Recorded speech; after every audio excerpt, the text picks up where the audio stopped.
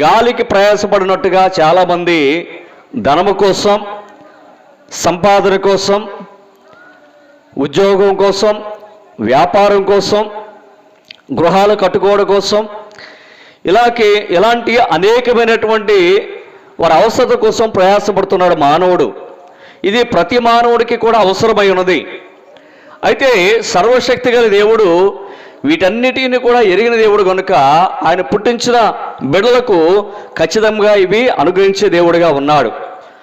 తల్లిదండ్రులు బిడ్డల కొరకు ఏ రీతిగా వారికి కావలసిన అవసరం తీర్చగలుగుతారో అలాగుననే సర్వశక్తి గల దేవుడు ప్రభువైన యేసుక్రీస్తు వారు కూడా ప్రతి మానవుడికి, ప్రతి మనిషికి కూడా వారి పుట్టించడమే కాకుండా వారి ప్రతి అవసరాలు తీర్చే దేవుడిగా ఉన్నాడు.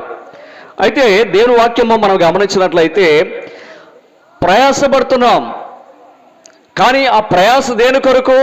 ఎంతకాలము సంపాదించుకోవడం కొరకు, ఉద్యోగం సంపాదించుకోవడం కొరకు, లేదా మంచి విద్య అభ్యసించి మంచి ఉన్నతమైనటువంటి భవిష్యత్తు కొరకు ఈనాడు యవనస్తులైన వారు, యవన బిడ్డలైన వారు ప్రయాసపడుతున్నారు. విద్య అవసరం, ఉద్యోగం అవసరం, వ్యాపారం అవసరం, జీవన ఉపాధి ప్రతి మానవునికి అవసరం. అంతేగాని ముఖ్యంగా ఇండ్లు కట్టుకోవడం అవసరం, వాటిలో కాపురం ఉండి బిడ్డలతో సంతోషించడం అవసరమే. కానీ దానికంటే ప్రధానమైంది దేవుని వాక్యం సెలవిస్తుంది, ప్రయాసపడి భారం మోసుకున్న సమస్త జనులారా నా యొద్దకు రండి అని దేవుని వాక్యం సెలవిస్తుంది. కాబట్టి ప్రయాసపడుతున్నాం, కానీ ఈ ప్రయాస చివరికి ఆయాసమే. ఈ ప్రయాస చివరికి ఏంటండి? ఆయాసం. ఎంతకాలము ప్రయాసపడినప్పటికీ కూడా ప్రతి మానవుడికి కూడా ఒక వయసు వచ్చినప్పటికీ అలసట, ఆయాసమే కదా. అధిక బలం ఉంటే ఆయుష్కాలం ఎంతండి? 70 సంవత్సరాలు. అధిక బలం ఉంటే 80 సంవత్సరాలు. చివరికి అది ఆయాసమే, దుఃఖమే కదా. ఈ దుఃఖమైన పరిస్థితిలో ఉన్నప్పటికీ కూడా చాలామంది అనుకుంటారు, నాకు వయసు ఉంది, ఉద్యోగం చేయాలి, పిల్లలకు ఇల్లు కట్టాలి, పిల్లలకు పొలాలు సంపాదించాలి, పిల్లలకు మంచి భవిష్యత్తు అనుగ్రహించాలని ప్రతి తల్లిదండ్రులు కూడా ప్రయాసపడతారు. అది తప్పేమో కాదు. కానీ భవిష్యత్ కాలంలో ఒకవేళ వృద్ధాప్యలో ఉన్నప్పుడు మనం ఒకవేళ చనిపోయే పరిస్థితి వచ్చిందనుకోండి, మనం ఎక్కడికి వెళతాం? ఎప్పుడైనా ఆలోచించారా? ఇందాక మనం కీర్తన పాడుకున్నాం, అదే 7 ఏళ్ల శ్రమకాలం వస్తుంది, 7 ఏళ్ల ఉగ్రత కాలము రాబోతుంది. ప్రియులను ఆలోచించండి. వృద్ధాప్యలో ఉన్న మనము చాలామంది హైందవులు ఒక మాట అంటారు. ఏమంటారంటే, వృద్ధాప్యం కలిగినప్పుడు ఏదైనా బిడ్డలకు ఏదైనా సలహా ఇచ్చారనుకోండి, ఎక్కడో మూల కూర్చొని కృష్ణారామ అనుకుని కూర్చోవచ్చు కదా, ఎందుకురా నీకే మాట్లాంటారు. అవునా కదా? ప్రియులారా, అంటే వృద్ధాప్యము ఎవరు గుర్తు చేస్తుంది? వారు చేస్తున్న భక్తిని గుర్తు చేస్తుంది, వారు కొలుచుచున్న దేవాతి దేవుని గుర్తు చేస్తుంది. కానీ దేవుని వాక్యం సెలవిస్తుంది, అన్ని నామముల కన్నా పైనామము మన ప్రభువైన యేసుక్రీస్తు. ఈ లోకంలో అనేకమైన నామాలు ఉన్నాయి, ఆ నామాలు పరలోకానికి చేర్చవు. దేవుని వాక్యం సెలవిస్తుంది. ఒక మాట మనం జ్ఞాపం చేసుకుందాం, చూడండి. ప్రయాసపడి భారం మోసుకున్న సమస్త జనులారా నా యొద్దకు రండి, నేను మీకు విశ్రాంతిని కలుగు చేస్తానన్నాడు కదా. విశ్రాంతి ఎలా దొరుకుతుంది అని మనం ఆలోచించినట్లయితే కీర్తనకారుడు ఒక మాట చెప్తున్నాడు, చూడండి. 49వ కీర్తన, 49వ దావీదు కీర్తన మొదటి వచనాన్ని మనం చూసినట్లయితే అక్కడ మనం ఒక మాట చూద్దాం, చూడండి. సర్వజనులారా ఆలకించుడి, సామాన్యులేమి, ధనికులేమి, దరిద్రులేమి, లోక నివాసులారా మీరందరూ ఏకముగా కూడి చెవియొగ్గుడి. ప్రియులారా, దేవుని వాక్యం సెలవు, ప్రయాసపడి భారం మోసుకున్న సమస్త జనులారా నా యొద్దకు రండి. అంటే రాత్రి ప్రయాసపడుచున్న మనమందరం కూడా ఎవరి యొద్దకు వచ్చాం? దేవుని యొక్క వాక్యాన్ని నేర్చుకోవాలని వచ్చాం. దేవుని వాక్యం ఏమైందో నేర్చుకోవడానికి మనం ఈ స్థలానికి కూడుకుని ఉన్నాం. అయితే దేవుని వాక్యం సెలవిస్తుంది, సర్వజనులారా ఆలకించుడి. ఏమిటండి? ఎవరికి చెప్తున్నాడు? సర్వజనులారా. సువార్త ఎవరికండి? సర్వజనులకు. సకల సృష్టిలో సృష్టించబడిన ప్రతి మానవునికి కూడా మీరు సర్వ సృష్టికి వెళ్ళి సువార్తను ప్రకటించుడి. ఈ రాత్రి మనం చేసే పని అదే.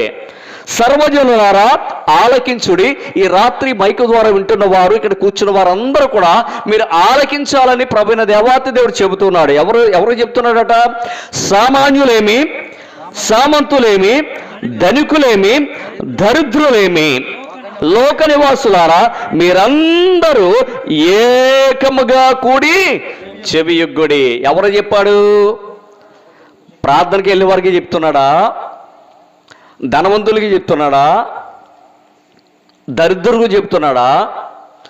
గొప్పవారికి చెప్తున్నాడా? ఎవరు చెప్తున్నాడట? సర్వజనులు ఉన్నారు.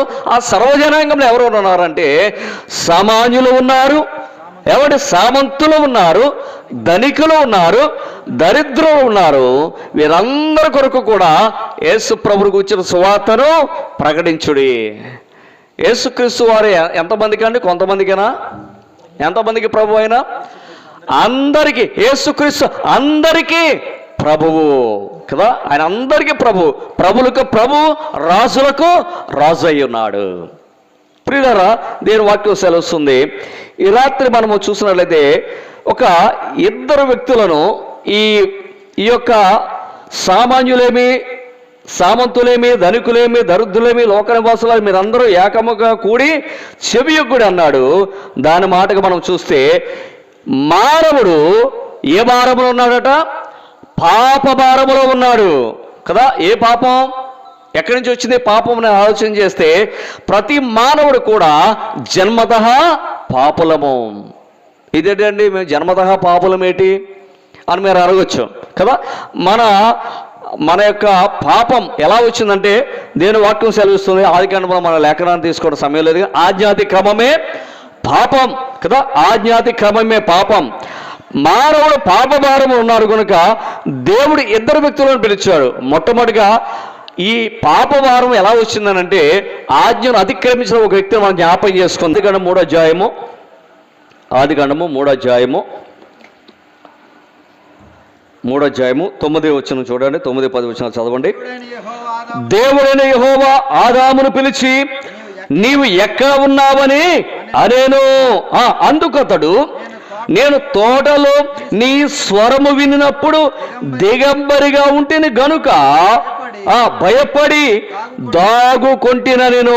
ప్రియులారా, ఆలోచించండి. ఇక్కడ ఆదామును కనబడుతున్నాడు. ఆదాము ఎవరు కుమారుడు? దేవుడు సృష్టించినటువంటి ఆ బిడ్డ మాట. ప్రియులారా, దేవుడు ఆదాము ఎలా సృష్టించాడు అని మనం ఆలోచించినట్లయితే ఆయన నేల మట్టితో ఆయనను సృష్టించినట్లుగా మనం చూస్తున్నాం కదా. ఆదాముకి తనకు ఒక సాటి అయిన సహాయాన్ని కూడా దేవుడు సిద్ధపరిచాడు. ఆమె పేరు అవ్వ కదా. ఆదాముని మట్టితో దేవుడు సృష్టించి ఆదాముకి సాటి అయిన సహాయముగా ఒక అవ్వను, స్త్రీని నిర్మించాడు. అది ఎలాగనగా ఒక ప్రక్కటి ఎముకను తీసుకొని ఆమెను స్త్రీగా నిర్మించాడు, ఆమెకు సాటి అయిన సహాయంగా. అయితే ఒక చక్కని ఏదైనా ఉండి మీరు సంతోషించండి, ఆనందించండి దేవుడు చెప్పాడు. ఈ రాత్రి మనము కూడా ఈ లోకంలో ఆనందిస్తున్నాం, సంతోషిస్తున్నాము. కానీ దేవుని యందు భయభక్తులు లేని వారుగా ఎంతోమంది ఉన్నారు.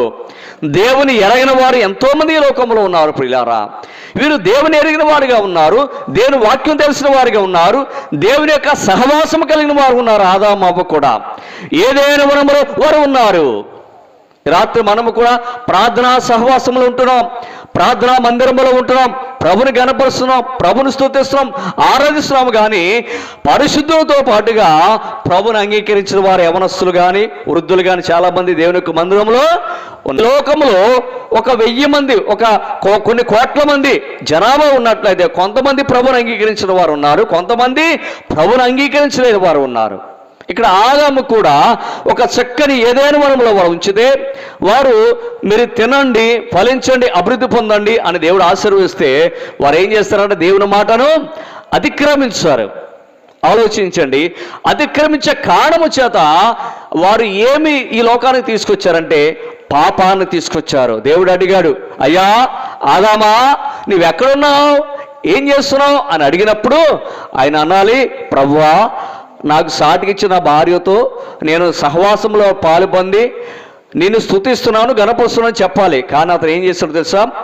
అపవాది యొక్క మాటకు లోబడి అపవాది చేయమన్న పనిని చేసి దేవుడు చెయ్యొద్దన్న పనిని వారు అతిక్రమించి ఈ లోకానికి పాపాన్ని తీసుకొచ్చారు. ఆ పాపం మనకు తెలుసు కదా. వారు ప్రభు పిలువగా వారు చెట్ల మధ్య దాగుకొంటిని అన్నాడు. అంటే ఏ భారం తీసుకొచ్చాడు ఈ లోకానికి? పాప భారాన్ని. తప్పు చేసిన వాళ్ళు ఎక్కడ దాక్కుంటారండి? చాటు దాక్కుంటారు. ఒకవేళ నిజంగా బిడ్డలు తప్పు చేస్తారనుకోండి, తల్లిదండ్రులు వచ్చినప్పుడు అడిగినప్పుడు ఏం చేస్తారు? పిల్లలు భయపడతారు, దాక్కుంటారా లేదా? ఒరే ఏమన్నారా మీ తాత, మీ నాన్న ఏమనరా అని తాత అన్నవాడు ఏం చేస్తారు? తాతగారు దగ్గరికి తీసుకెళ్ళి చేర తీసుకుంటాడు. అవునా కదా? ఇక్కడ పాప భారాన్ని తీసుకొచ్చారు. మరి పాప భారం పోవాలి. ఈ పాపం వల్ల వచ్చే పరిస్థితి ఏంటి మనం ఆలోచించినట్లయితే, పాపం వల్ల వచ్చే జీతము మరణం కదా. ఈ పాప భారం ఏం చేస్తుందట? మరణాన్ని తీసుకొస్తుంది. మరి మరణం అంటే ఏంటండి? మనం ఆలోచిస్తే లోకంలో గొప్పోళ్ళేమి, సామంతులేమి, దరిద్రులేమి అందరూ ఈ లోకంలో ఆయా రీతులుగా పుడతారు. కానీ ఒక దినాన ప్రతి ఒక్కరు కూడా చనిపోవలసిన పరిస్థితి ఖచ్చితంగా వస్తుంది. ఇక్కడ ఆ విషయాన్ని మనము తర్వాత జ్ఞానం చేద్దాం. ఇక్కడ చూడండి, ఆదాము ఏం చేశాడంటే, నేను దిగంబరిగా ఉంటేనే కనుక భయపడి దాగుకొంటిని కదా, దాగుకున్నాడు. ఇంకో మాట చూద్దాం. లూకాసు వార్త 19వ అధ్యాయంలో ఒక వ్యక్తి మనకు కనబడుతున్నాడు. చూడండి, మనందరూ తెలిసిన లేఖనం కొత్త విషయాలు ఏం కాదు, కానీ మీ అందరూ తెలిసిన విషయాలు మరలా మీ ముందుంచాలని ఆశపడుతున్నాను. లూకాసు వార్త 19వ అధ్యాయము 5వ వచనంలో ఒక మాట ఉన్నది చూడండి. యేసు ఆ చోటికి వచ్చినప్పుడు కన్నులెత్తి చూచి, జక్కయ్య త్వరగా దిగము, నేడు నేను నీ ఇంట ఉండవలసి ఉన్నదని అతనితో చెప్పగా. ప్రియులారా, మనందరికీ అర్థమైపోయింది. ఇక జక్కయ్య ఉన్నాడు, అతడు పొట్టివాడు కదా, ఇతను పొట్టివాడు కదా. అక్కడ ఆదామును చూసాము. ఆదాము వల్ల పాపం ఈ లోకానికి వచ్చింది. ఆ పాపం వల్ల వచ్చే జీతం ఏంటో తెలుసా? మరణం. ఈరోజు పనిలోకి వెళ్తున్నారు చాలామంది. ఎందుకు వెళ్తారు? పనికి, కూలి పని కోసం, పొట్ట పోసుకోవడానికి పనికి వెళ్తారు కదా. ఉద్యోగం చేసుకోవడానికైనా, పనికి వెళ్ళినా, వ్యాపారం చేసినా, దేని కొరకైనప్పుడు కూడా బిడ్డలు పెంచుకోవడానికి, కుటుంబ పోషణ కొరకై ప్రతి తల్లిదండ్రులు, ప్రతి కుటుంబం కూడా యజమానురాలు కూడా కష్టపడుతుంటారు కదా. ఇక్కడ అదే రీతులుగా మనం ఆలోచించినట్లయితే, ఇక్కడ జక్కయ్యను ఒక వ్యక్తి కనబడుతున్నాడు. ఇతని యొక్క పరిస్థితి మనం ఆలోచించినట్లయితే, ఇతని యొక్క స్థితిగతులు మనం చూద్దాం. చూడండి 2వ వచనం. ఇదిగో సుంకపు గుత్తదారుడును ధనవంతుడునైన జక్కయ్యను పేరు గలవాడొకడు. ఎవరండి ఇతడు? జక్కయ్య. ఇతని యొక్క స్థితి ఎలా ఉందంటే ధనవంతుడు. ఎవరండి ఇతడు? ధనవంతుడిగా ఉన్నాడు. ధనవంతుడు కదా. ధనవంతుడు ఎలాగుంటాడు? ఎవరి మాట వింటాడా? ఏమండి, ఎవరి మాట వింటాడా? అసలు ధనవంతుడు అంటే బిజీగా ఉంటాడు. ధీరుభాయ్ అంబానీ లాగా కదా, బిజీ. మాట్లాడడానికి బిజీ, భార్యతో మాట్లాడడానికి బిజీ, బిడ్డలతో మాట్లాడడానికి బిజీ. ఏమండి, ధనవంతుడు భయంకరమైన బిజీ పరిస్థితిలో ఉంటాడు. కానీ జక్కయ్య కూడా ధనవంతుడిగా ఉన్నాడట. ధనవంతుడిగా ఉన్నాడు. ఈనాడు కాస్త ధనము కలిగితే మనం ఎవరిని మర్చిపోతాం? పక్కవారిని మర్చిపోతాం, బంధువులు మర్చిపోతాం, ఆత్మీయులు మర్చిపోతాం, ఆప్తులు మర్చిపోతాం, స్నేహితులు మర్చిపోతాం, రక్త సంబంధులను అన్నదమ్ములు మర్చిపోతాం. అన్నీ కలిగి ఉంటే సమస్యాన్ని కూడా మనము మర్చిపోతాం. ప్రియులారా, ఆలోచించండి. ఇక్కడ ధనవంతుడైనటువంటి జక్కయ్య ఎలా ఉన్నాడట? యేసు ఎవరో అని చూడగోరేను. ఈ రాత్రి ప్రియ సహోదరి సహోదరులారా, ఈ రాత్రి అనేక స్థలాల్లో ఉంటున్నారు, అనేక స్థలాల్లో కూర్చుని వింటున్న వారు కూడా ఒక ఆశ కలిగి ఉండాలి. ఏ ఆశ తెలుసా? నీవు ధనవంతుడివైనా, సామాన్యుడివైనా, దరిద్రుడైనా, ఏమండి సామంతుడివైనా, ఎవరైనప్పటికీ కూడా యేసు ఎవరో అని రాత్రి నీవు చూడగోరేటట్లుగా ఉండాలి. నీ మనసు దేవుని వైపు ఉండాలి. నీ మనసు దేవుని మాటపై ఉంచినట్లయితే ఏం దొరుకుతుందో తెలుసా? చూద్దాం. చూడండి, జక్కయ్యకి ఏం దొరికిందో. యేసు ఎవరైనా చూడగోరని కానీ పొట్టివాడైనందున జనులు గుంపు కూడి ఉండటం వలన చూడలేకపోయాను. తర్వాత చూడ, అప్పుడు యేసు ఆ త్రోవను రానయ్యుండను గనుక అతడు ముందుగా పరిగెత్తి ఆయనను చూచుటకు ఒక మేడు చెట్టు ఎక్కెను. జక్కయ్య అయితే పొట్టివాడిగా ఉన్నాడు. అసలు యేసు ఎలాగుంటాడు, అసలు యేసుని ఎందుకు అనుసరిస్తున్నారు, యేసుని ఎందుకు అనుసరిస్తూ ఆయన కొరకు పరిగెడుతున్నారని అసలు ఆయన చూడాలి అని ఆశ కలిగిన వాడిగా ఉన్నాడు. ఈ రాత్రి ఆశ గల ప్రాణాన్ని దేవుడు ఏం చేస్తాడు తెలుసా? తృప్తిపరచును. తృప్తి. మానవుడికి ధనం ఉంది, డబ్బు ఉంది, సమస్య ఉంది, కానీ తృప్తి లేదు. ఒక వ్యక్తి, ఒక కుటుంబాన్ని నేను జ్ఞాపం చేసుకున్నాను. ఒక ఇంటి యజమాని అనేకమైనటువంటి సంపద సంపాదించాడు. బిడ్డల కొరకు ఆస్తిని, ఫలాలను అనేకమైనటువంటి వారు విస్తారమైన ధనం సంపాదించాడు. కానీ కుటుంబంలో ఏం లేదట, నెమ్మది లేదు కదా. ఎందుకు నెమ్మది లేదు తెలుసా? బిడ్డలు తల్లిదండ్రులు చూడవలసిన బాధ్యత ఉంది. తల్లిదండ్రులు నీ కొరకు కష్టపడి ప్రయాసపడి నీ కొరకు పొలాలు, ఏమంటే సంపద, ధనాన్ని, బంగారాన్ని నీ కొరకు సమకూస్తే నేటి దినాన్ని బిడ్డలు ఎలా ఉన్నా తెలుసా?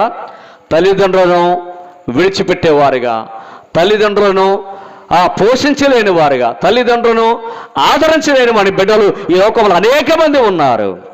అవునా కాదండి? ఉన్నారా లేరా? వృద్ధాప్యులు ఉన్న తర్వాత ఈయన ఎప్పుడు చచ్చిపోతారా అనేవారు ఉన్నారు బిడ్డలు. ఆ పొలాలు ఎవరి కొరకు? కూడా నెత్తి మీద తీసుకెళ్ళాక తండ్రి సంపాదించిన సంపద. తల్లి అయినా తండ్రి అయినా మరుచును కానీ నేను మాత్రం నిన్ను మరువను విడువను అన్నాడు కదా. తల్లిదండ్రులు మరిచిన, బిడ్డలు మరిచిన, భార్య మరిచిన, భర్త మరిచినప్పటికీ కూడా నిన్ను సృష్టికర్త దేవాది దేవుడు మాత్రము నిన్ను విడిచే దేవుడు కాదు. అలా ఉన్నప్పుడు ఈ ధనవంతుడైన జక్కయ్య తనకు కలిగినటువంటి బాధ్యత కలిగినటువంటి ఆ ఉద్యోగాన్ని విడిచిపెట్టాడు, ఆ వ్యాపారాన్ని విడిచిపెట్టాడు, ఆ ధనాన్ని విడిచిపెట్టాడు, ఆ కుటుంబాన్ని విడిచిపెట్టాడు. ఎక్కడికి పరిగెత్తాడు తెలుసా? యేసు ఎవరో అని చూడాలని ఆశ కలిగిన వాడిగా ఉన్నాడు. ఈ రాత్రి ఎంతమందికి అట్టి ఆశ కలిగిన వారుగా ఉన్నారు? అట్టి ఆశ కలిగిన వారు కనుకనే మీరందరూ దేవుని యొక్క సన్నిధికి రాగలిగారు. ప్రియులు చూద్దాం, ఇక్కడ నేను వాక్యం సెలవిస్తుంది. ఏమన్నా చూడండి. యేసు ఆ చోటికి వచ్చినప్పుడు కన్నులెత్తి చూచి, జక్కయ్య త్వరగా దిగము, నేడు నేను నీ ఇంట ఉండవలసి ఉన్నదని అతనితో చెప్పగా. ప్రియారా ఆలోచించండి, దేని వాక్యము సెలవిస్తుంది. ఇక్కడ జక్కయ్యను దేవుడు యేసుప్రభు వారు దిగిరా, నేడు నేను నీ ఇంట ఉండవలసి ఉన్నది. ఎందుకు ఉండాలని ప్రభు ఇష్టపడుతున్నాడు అంటే, తన ధనాన్ని విడిచిపెట్టాడు, తనకున్న పరిస్థితులు విడిచిపెట్టాడు. యేసు ప్రభును చూడాలని ఎప్పుడైతే మనసు కలిగిన వాడిగా ఉన్నాడో, యేసు ప్రభును చూడాలని ఎప్పుడైతే అపేక్ష కలిగిన వాడిగా ఉన్నాడో, యేసు ప్రభుని దర్శించాలని ఎప్పుడైతే ఆశ కలిగిన వాడిగా ఉన్నాడో, దేవాతి దేవుడు ఏం చేశాడు? తన పాపాలను క్షమించాడు. కనుకనే నేడు నేను నీ ఇంట ఉండవలసి ఉన్నది. ఒక స్త్రీ వ్యభిచారం చేస్తుండగా పట్టబడిన స్త్రీని అనేక మంది ధర్మశాస్త్ర ప్రకారంగా రాళ్లతో కొట్టి ఆమెను చంపాలి. అయితే ప్రభు ఒక మాట అన్నాడు, మీలో పాపం లేని వాడెవడో మొదటగా ఆమె మీద రాయవేయుడి. ఎంతమంది వేశారండి ఆమె మీద రాయ? ఎంతమంది వేశారు? ఈ లోకంలో ఒక వ్యక్తి తప్పు చేస్తే, ఒక వ్యక్తి పాపము చేస్తే, ఒక వ్యక్తి అపరాధము చేస్తే ఆ వ్యక్తి గురించి కోకొల్లాగా మనము చెవులు కోరుకుంటూ ఉంటాం కదా. అవునా కదా? వాళ్ళు అలా చేశారంట, ఆమె ఇలా చేసిందంట, అతను ఇలా చేశాడంటే ఇదే సంభాషణ కదా. పరిశుద్ధులకు అదే సంభాషణ, ప్రభుని ఎరగని వారికి కూడా అదే సంభాషణ. ఈ లోకంలో ప్రతి వారికి కూడా ఎవరు ఏ కుటుంబాలు ఎలాగ ఉన్నాయి, ఏ కుటుంబాలలో ఉన్నటువంటి ఆ పరిస్థితులు ఎలా ఉన్నాయి అని తెలుసుకోవడం ఆశగా ఉంది. కానీ ప్రియులారా, వ్యభిచారం చేస్తున్న పట్టబడిన స్త్రీని దేవుడు ఏం చేశాడు తెలుసా? అమ్మా, నీ పాపములు క్షమించబడ్డవి, ఇక నువ్వు అన్నాడు పాపము చేయకు. ఎంత మంచి మాట అండి ప్రియులారా. పాపము వల్ల వచ్చే జీతం మరణం. ఆ మరణము తప్పించబడాలంటే నీ పాపము క్షమించబడాలి. ఇదిగో జక్కయ్య జీవితంలో తన పాపాలను క్షమించబడినట్లుగా మనం చూస్తున్నాం. చూడండి, నేను వాక్యం సెలవిస్తుంది. అతడు త్వరగా దిగి సంతోషముతో ఆయనను చేర్చుకొనెను కదా. ఎంత మంచి మాట. ఇక్కడ జక్కయ్య తనకు కలిగే పరిస్థితులన్నిటి కూడా అతను ప్రభుని అంగీకరించడానికి కారణం ఏమిటంటే, అతనిలో ఉన్నటువంటి యేసు ప్రభుని ఎప్పుడైతే చూడాలని కలిగి ఉన్నాడో అప్పుడే తన పాపాలు క్షమించబడ్డాయి. నా ప్రియ సహోదరి సోదరుడా, ఈ రాత్రి ధనం విడిచిపెట్టి ప్రభు దగ్గరికి రమ్మంటలేదు. నీ కలిగినటువంటి కుటుంబాన్ని విడిచి ప్రభు దగ్గరికి రమ్మంటలేదు. నీ కలిగిన ఉద్యోగం విడిచిపెట్టి ప్రభు దగ్గర రమ్మంటలేదు. ప్రభు దగ్గరికి ఎలా రావాలంటే నీ తప్పిదములను, నీ అపరాధము, నీ పాపాలను ఒప్పుకొని ప్రభు దగ్గరికి వస్తే నీవు కనికరించబడి నీ పాపాలు క్షమించబడతాయి. ఇంకొక మాట చూద్దాం, చూడండి. అపోస్తుల కార్యము 16వ అధ్యాయము 16వ అధ్యాయము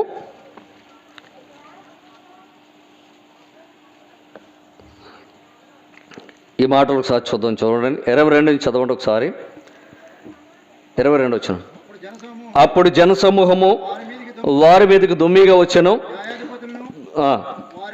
వారి వస్త్రములు లాగివేసి వారిని బెత్తములతో కొట్టవలని ఆజ్ఞాపించిరి. వారు చాలా దెబ్బలు కొట్టి వారిని చెరసాలలో వేసి భద్రముగా కనిపెట్టవలని చెరసాల నాయకునికి ఆజ్ఞాపించిరి. అతడు అట్టి ఆజ్ఞను పొంది వారి లోపలి చెరసాలలోకి త్రోసి వారి కాళ్లకు బొండా వేసి బిగించెను. అయితే మధ్యరాత్రి వేళ పౌలును శీలయు దేవునికి ప్రార్థించుచు కీర్తనలు పాడుచుండిరి. ప్రియదేవులారా, ఇక్కడ మనకి ఇద్దరు సహోదరులు కనబడుతారు. ఎవరు?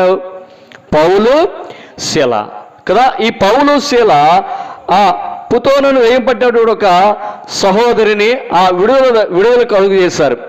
దానిని బట్టి అక్కడ ఉన్నవారు అసూయపడి వీరిని ఏదో రీతిగా మనకున్నటువంటి ఈ యొక్క సోదరి చెప్పుడు ద్వారా మనకు లబ్ధి పొందుతున్నాం కదా, లాభం పొందుతున్నాం, దీనిని వీడు ఆటంకం పరుస్తున్నారు, మన లాభాన్ని వీరు ఆటంకపరుస్తున్నారు కనుక వీరిని ఏదో రకంగా చెరసాలలో వేయించాలని ఒక దురాలోచన కలిగి వారు ఏం చేస్తారండి? వారు ఏం చేస్తారు? చెరసాలలో వేయడానికి చెరసాల అధిపతికి ఆజ్ఞ ఇచ్చి వారిని త్రోసి చెరసాలలో వేసి ఆ సంకెడితో బంధించారు. కాళ్ళకు బొండా వేసి చెరసాలలో వేశారట. ఎవరు వీరు? దేవుని యొక్క సేవకులు, వాక్యాన్ని బోధించుచున్న దైవదాసులను వారు ఏం చేశారు? చెరసాలలో బంధించారు. నా పాయింట్ ఆలోచించండి. నా పాయింట్ ఏంటంటే దేవుని వాక్యం సెలవుతుంది, చెరసాల నాయకునికి ఆజ్ఞాపించిరి. చెరసాల నాయకుడు. ఇక్కడ మనం ఆలోచించాలి, ఒక బంధింపబడినటువంటి బందీగృహంలో బంధించబడిన వ్యక్తులను కాసే పని ఎవరిది? చెరసాల అధిపతిది లేదా చెరసాల నాయకుడిది కదా. ఇంకో మాట చెప్పాలంటే అక్కడ బాడీ గార్డ్, ఆ దొంగలు లేదా ఆ యొక్క దేవుని సేవకులు పారిపోకుండా ఉండడం కోసం ఆ జైలు అధికారి మాట కదా, మనకు అర్థం చేసుకోవడానికి భాష. జైలు అధికారి చెరసాల అధిపతిగా ఉన్నాడు. అతను ఆజ్ఞాపించారు, వీళ్ళు పారిపోకుండా జాగ్రత్తగా వారిని నీవు చూడు అని చెప్పారు. ఇది ఆజ్ఞ కదా, ఇది ఆజ్ఞ. ఆలోచించండి, ఇక్కడ గొప్ప సంగతి జరిగిన విషయం ఏంటంటే ఆ చెరసాలలో ఉన్నప్పుడు మధ్యరాత్రి వేళ పౌలును శీలయు దేవునికి ప్రార్థించుచు కీర్తనలు పాడుచుండిరి. మనలాగే వీళ్ళు కూడా ఏం చేస్తాం? ప్రార్థన చేస్తున్నారు, కీర్తనలు పాడుచున్నారు కదా. ఈ ప్రార్థించుచున్న సమయంలో, కీర్తన పాడుచున్న సమయంలో ఖైదీలందరూ వింటున్నారట. అనేక మంది వింటున్నారు. వీళ్ళు భలే పాడుతున్నారా, యేసు ప్రభు నమ్ముకున్న వాళ్ళు, వీళ్ళ మాటలు భలే ఉన్నాయరా అన్నట్టుగా ఖైదీలందరూ కూడా వాళ్ళు ఏం చేస్తున్నారు? వింటూ ఉన్నారట. వింటున్న సందర్భంలో జరిగిన సంగతి ఏంటంటే చూడండి. అప్పుడు అకస్మాత్తుగా మహాభూకంపము కలిగెను, చెరసాల పునాదులు అదిరెను, వెంటనే తలుపులనియు తెరుచుకొనెను, అందరి బంధకములు ఊడెను. ఇక్కడ వీళ్ళ ప్రార్థన చేయనప్పుడు జరిగినటువంటి అద్భుతం ఏమిటంటే మహాభూకంపము కలిగింది, చెరసాల పునాదులు ఎదిరిపోయినాయి, తలుపులన్నీ తెరుచుకున్నాయి. ఇప్పుడు బంధించబడినటువంటి పౌలు శీలలు ఏం చేయాలి? సహజంగా పారిపోలేదండి. ఇప్పుడు జైల్లో ఇప్పుడు ఇంట్లో లోపల పెట్టి తాళం వేసామండి, తలుపేసి తాళం వేసాం. లోపల ఉన్నవారు తాళం తీయబడి తలుపులు తీయబడ్డాయి. లోపల ఉన్నవారు బంధించబడిన వారు ఏం చేస్తారు? అక్కడ కూర్చుంటారా? పారిపోతారా? ఏమన్నా పారిపోతారా? ఉంటారా? నిజం చెప్పండి. అమ్మ నాన్న ఎన్నోసార్లు మనం తప్పులు చేస్తే వాళ్ళు ఒక్కోసారి మనల్ని కొట్టి తలుపు వేసిన పరిస్థితులు ఉన్నాయి, గోడలు పెట్టి పరిస్థితున్నాం. ఒకవేళ నిజంగా తీసానికి వెంటనే ఏం చేస్తాం? ఒక ఊపిరి పరిగెత్తి పారిపోతాం కదా. ఇక్కడ జరిగే సంగతి ఏంటంటే పౌలు శీలలు కూడా ఆ పునాదులు తెరవబడినప్పుడు, ఆ యొక్క చెరసాల తలుపులు తెరవబడినప్పుడు వారు కూడా ఏం చేయాలట? పారిపోవాలి కదా. ఇక్కడ జరిగిన విషయం అంటే చూడండి. అప్పుడు పౌలు చూడ 27వ వచనం, అంతలో చెరసాల నాయకుడు మేలుకొని చెరసాల తలుపులన్నీ తెరిచి ఉండడు చూచి, కదా ఇక్కడ ఏమైంది? చెరసాల నాయకుడు మేలుకొన్నాడు. అసలు ఏం జరిగింది? ఏంటి ఈ విపత్కరమైన పరిస్థితి జరిగింది? ఎందుకు ఇలా జరిగింది? ఎప్పుడు లేని భూకంపాలు వచ్చినాయి, ఎప్పుడు లేనటువంటి ఈ యొక్క ఉపద్రవం ఏంటి అని ఆలోచించి ఆ చెరసాలనే కూడా వచ్చాడట. వచ్చి చూడగా ఏమైందో చూడండి. ఖైదీలు పారిపోయారు అనుకొని కత్తి దూసి తన్ను తాను చంపుకొనబోయెను. ఎందుకు చంపుకోవాలని అనుకున్నాడు చెరసాల నాయకుడు? ఎందుకు చనిపోవాలనుకున్నాడు? ప్రియులారా, చెరసాల నాయకుడు వచ్చి చూడగా తలుపులు తెరబడ్డాయి. ఎందుకు తన యొక్క కత్తిని తీసి చంపుకోవాలనుకున్నాడు అంటే, పౌలు శీలలో వెళ్ళిపోయారేమో, ఎందుకంటే నాకు ఆజ్ఞ ఇచ్చారు, వారి బందీగృహంలో బంధించబడిన తర్వాత వారి పారిపోవలసినటువంటి బాధ్యత నీ మీద ఉంది కనుక ఇప్పుడు తలుపులు తెరవబడ్డాయి, వారు లేరు అనుకుని ఏం చేశాడు తెలుసా? వెంటనే కానీ కత్తి తీసుకుని చంపుకొని పోయాను. ఈ మంచి మాట చూడ 28వ వచనం చదవండి అయ్యా. ఏమన్నా వస్తుంది చదవండి. 28వ వచనం. అప్పుడు పౌలు, నీవు ఏ హానియో చేసుకునవద్దు, మేమందరం ఇక్కడేమో ఉన్నామని బిగ్గరగా కేకవేశాను. ప్రియులారా, ఆలోచించండి. ఇక్కడ దేవుని వాక్యం సెలవిస్తుంది, బిగ్గరగా కేకవేశాడు. ఎవరు? దేవుని యొక్క సేవకులు, దేవుని ఎరిగిన వారు. ఎందుకని వారు వెళ్లకుండా ఉన్నారు అంటే, ఆ చెరసాల అధిపతి చనిపోకుండా ఉండాలని, చెరసాల అధిపతి మీద ఏ శిక్ష రాకూడదని, చెరసాల అధిపతి వల్ల మా వల్ల చెరసాల అధిపతికి ఏ హాని చేయకూడదని, ఏ హాని జరగకూడదని. అర్థమవుతుందండి? ఒకవేళ వీళ్ళ పారిపోయి ఉంటే వారు శిక్షకు బదులుగా ఎవరు శిక్షించబడేవారు? చెరసాల నాయకుడు శిక్షించబడేవారు. తన యొక్క శిరచ్ఛేదం చేయబడేది. ప్రియులారా, ఆలోచించండి. నీవే హాని చేసుకోవద్దు, మేమందరం ఇక్కడే ఉన్నామని ఏమన్నాడు? బిగ్గరగా చెప్పాను. 29 చూడండి. అతడు దీపము తెమ్మని చెప్పి లోపలికి వచ్చి వణుకుచు పౌలుకును శీలకును సాగిలపడి మ్రోకెదము, సత్యముతో ఆత్మలు మన ప్రభు యేసుని సాగిలపడి మ్రోకెదము. చూడండి, సాగిలపడ్డాడు. ఎవరు సాగిలపడ్డారు? చెరసాల అధిపతి ఎవరికి సాగిలపడ్డాడు? పౌలు శీలలకు సాగిలపడ్డాడు. నా ప్రియ సహోదరి సోదరుడా, నేటి క్రైస్తవ విశ్వాసులుగా మీరు, పరిశుద్ధులుగా మీరు మీ యొక్క ప్రవర్తనను బట్టి, మీ యొక్క పరివర్తన బట్టి, మీ యొక్క విశ్వాసాన్ని బట్టి, విశ్వాసం లేని వారు, ప్రభుని ఎరిగిన వారు, ఏమండి ప్రభు అంగీకరించిన వారు మీ యొక్క ప్రవర్తన బట్టి క్రైస్తవులు అంటే ఎలాగుంటారా, విశ్వాసులు అంటే ఎలాగుంటారా, ప్రార్థించేవారు ఎలాగుంటారా, మందిరానికి వెళ్ళేవారు ఎలాగుంటారా అనే మాదిరికైన జీవితము నేటి క్రైస్తవ కుటుంబాలలో లేదు. ప్రియులారా, నువ్వు ప్రార్థనకి వెళ్తావుంటే నిన్ను బట్టి దేవుడు మహిమపరచబడాలి. నీవు వాక్యం చదువుతున్నావంటే దేవునికి మహిమ కలిగేటట్లుగా ఉండాలి. నీవు కీర్తన పాడుతున్నావంటే దేవునికి మహిమ కలిగేటట్లుగా ఉండాలి. సహోదరి తల్లిగా చెప్పారు, చక్కని సాక్ష్యాన్ని చెప్పారు కదా. దేవుడు ఆమె పట్ల గొప్ప అద్భుత కార్యం చేశాడు, ఆశ్చర్యకార్యం చేశాడు. నిజరక్షకుడు, లోకరక్షకుడు, పాపుల రక్షకుడు ప్రభుని యేసుక్రీస్తుని సహోదరి తల్లిగారు అంగీకరించినట్లుగా మనం చూస్తూ ఉన్నాం. నా ప్రియ సోదరులారా, పౌలు శీలలు ఒక మాదిరికరమైన విశ్వాసులుగా ఉన్నారు. దేవుడిని విశ్వసించిన వారికి ఉన్నారు కనుక తన మాదిరి కనబరుచుకున్నారు. నేటి క్రైస్తవ కుటుంబాలుగా మనము కూడా ఒక వ్యక్తి విశ్వాసం లేని వారు విశ్వసించబడాలంటే మన యొక్క ప్రవర్తన ఎలా ఉంది, పరిశుద్ధ జీవితం కలిగి ఉండాలి. పరిశుద్ధంగా పిలవడం కాదు, కానీ మన జీవితం కూడా పరిశుద్ధత కలిగి ఉన్నట్లయితే ఆ యొక్క ఎదుటివారు కూడా ప్రభుని అంగీకరించగలుగుతారు. భార్య మంచి విశ్వాసే అండి, భర్త మాత్రము అవిశ్వాసిగా ఉన్నాడు. అర్థమవుతుందన్న మాటలు మీకు? భార్య మంచి విశ్వాసే, కానీ భర్త అవిశ్వాసి, తాగుబోతు, తిరిగిబోతు, వ్యభిచారి, ఎవరైతే రకరకాల గుణగాలు కలిగిన వాడుగా ఉన్నాడు, కానీ అతనిలో మార్పు లేదు. మరి మార్పు ఎవరు తీసుకురావాలి? విశ్వాసైన భార్య అని నీవే నీ భర్తను మార్చుకోవాలి. నీ భర్త కొరకు ప్రార్థించే విశ్వాసిగా ఉండాలి. కొట్టినా తిట్టినా భరించుకొని, భర్త సహించుకొని, ఆనాడు నీవు పరిశుద్ధ మందిరంలో ఏవైతే ప్రమాణం చేశావో ఆ ప్రమాణాన్ని బట్టి భర్తకు లోబడి ఉండాలి. అది ప్రభు యొక్క వాక్యం, ప్రభు యొక్క ఆజ్ఞ. నీ భర్తను మార్చుకునే విశ్వాసగా నీవు ఉన్నట్లయితే ఆ కుటుంబము రక్షించబడుతుంది.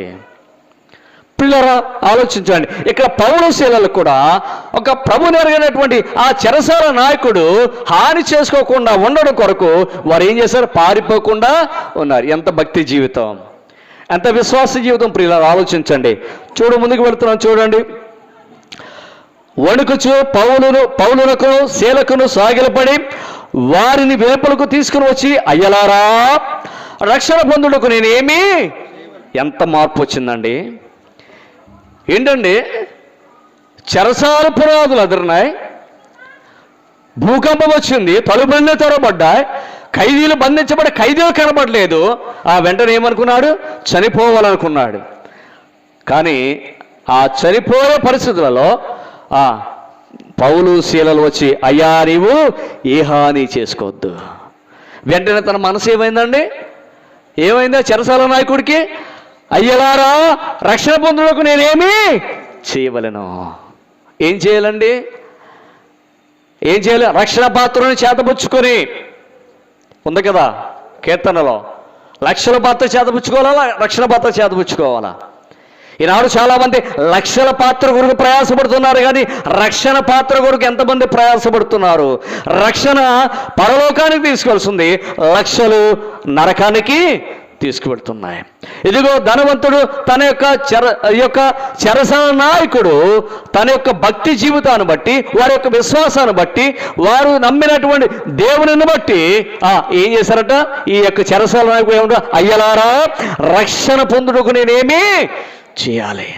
ఈ రాత్రి అలాంటి మార్పు లేనిటువంటి వారి యొక్క జీవితంలో మారు మనసు పొందేటట్లుగా ఉండాలి అని అంటే, క్రైస్తవులుగా దేవుని వాక్యాన్ని ఎరిగిన వారుగా పరిశుద్ధులుగా ప్రతి ఆదివారము దేవుని గుడికి వెళ్తున్న మనము కూడా పౌలు శీలల వలె అటువంటి మాదిరికరమైన జీవితము జీవించాలి. మన మాదిరికరమైన జీవితము ఎదుటి వారి యొక్క జీవితాన్ని మార్చగలుగుతుంది. తల్లిదండ్రులు ఉంటారు, ప్రార్థనకు వెళ్తారు, వాక్యం చెబుతారు, కీర్తనలు పాడతారు, కానీ బిడ్డలు మాత్రము రక్షించబడినటువంటి కుటుంబాలు ఎన్నో ఉన్నాయి. కుమారులు రక్షించబడ్డారా? లేదండి. కుమార్తెలు రక్షించబడ్డారా? లేదండి. ప్రియులారా, నీవెవరికో సువార్త ప్రకటించక్కర్లేదు, కానీ నీ కుటుంబానికి ఎప్పుడైనా సువార్త ప్రకటించావా? నీ కుటుంబం రక్షణ కొరకు ఎప్పుడైనా ప్రయాసపడ్డావా? ఆలోచించండి. ఒక వ్యక్తి మనకు కనబడుతున్నాడు. ఇదిగో లోకం మీదకి ఏమొస్తుంది? జలప్రళయం రాబోతుంది. ఈ యొక్క లోకాన్ని నాశనం చేయబోతున్నానని నోవాహుతో దేవుడు చెప్పాడా లేదా? అయితే సకల జనులకు, సర్వజనులకు అందరికీ కూడా నోవా ఏం చేశాడు? జలప్రళయం రాబోతుంది, ఇది లక్షలు పెట్టి కట్టినటువంటి వాడకంటే మీ కొరకు రక్షణ వాడలు సిద్ధపరిచాను, వాటిలో ప్రవేశించినట్లయితే మీరు నిత్య జీవానికి వారసు అవుతారు. ప్రకటించాడు లేదు? ఎన్ని సంవత్సరాలు ప్రకటించాడండి? ఎన్ని సంవత్సరాలు ప్రకటించారు? ఈ రాత్రి దేవుని వాక్యం సెలవిస్తుంది, నోవాహు జలప్రళయం వస్తున్న సమయంలో 120 సంవత్సరాలు ఆయన సువార్తను పఠించారట. అయ్యా ఇదిగో జలప్రళయం వస్తుంది, దేవుడు ఈ భూమి మీదకి జలప్రళయం తీసుకొస్తున్నాడు, అనేక మంది నశించుకోవడానికి ఇష్టపడతలేదు, మీరందరూ రక్షణ వారు సిద్ధపరిచాను, ఆ వాడలోకి ప్రవేశించాడని నోవాహు అందరికీ చెప్పాడు. విన్నారా లేరా? విన్నారండి? ఈ రాత్రి అనేక మంది రక్షణ సువార్త ప్రకటించబడుతుంది, కానీ అలాంటి వినలేని వారు అనేక మంది ఉన్నారు. వినాలి. అయితే ఎంతమంది రక్షించబడ్డారండి? ఎంతమంది? 8 మంది. 80 కదా, 80 రక్షించబడ్డారు. అనగా తన భార్య, బిడ్డలు, తన కుటుంబం రక్షించబడి ఏ ఓడలో ప్రవేశించారట? రక్షణ వాడలో ప్రవేశించారు. నా ప్రియ సహోదరి సోదరుడా, ఇక్కడ చెరసాల నాయకుడిగా రక్షణ పొందుటకు నేనేమి చెయ్యాలి? లక్షలు పెట్టి కోట్లు పెట్టుకున్నారనో దొరకదు, కానీ రక్షణ మాత్రం ప్రభుని యేసుక్రీస్తును అంగీకరించిన వారికి ఉచితంగా ఇవ్వబడుతుంది. మరి ఉచితం అంటే అందరికీ కూడా అలుసే కదా, దీనికి కూడా ఖరీదు పెడితే బాగుండేదేమో. యేసుక్రీస్తు వారు ఆయన ఎందుకు ఇవ్వలేదో తెలియదు, కానీ ఫ్రీ అంటే ప్రతి వాడికి లోకువే. ఇది ఫ్రీ అండి, తమ్ముడు ఇది ఫ్రీగా ఇస్తున్నానంటే ఎందుకు ఇస్తున్నాడు ఫ్రీగా? ఎందుకు ఫ్రీగా ఇస్తున్నాడు? అంత ఖరీదైంది ఎందుకు ఇచ్చాడు? దాంట్లో ఏదో మర్మం ఉండి ఉంటుంది. ఎన్ని అనుమానాలు. ఇస్తున్నాడు, అది తీసుకోవడం మానేసి అది ఎందుకు ఇస్తున్నాడు, దాంట్లో ఏదో లోపం ఉందేమో, లేకపోతే ఇంత ఖరీదైంది ఊరికి ఎందుకు ఇస్తాడు, ఎన్ని ఆలోచనలో రక్షణ ఉచితంగా ఇవ్వబడుతుంది కదా. ప్రియులు చూడండి, నేను ముందుకు వెళుతున్నాను.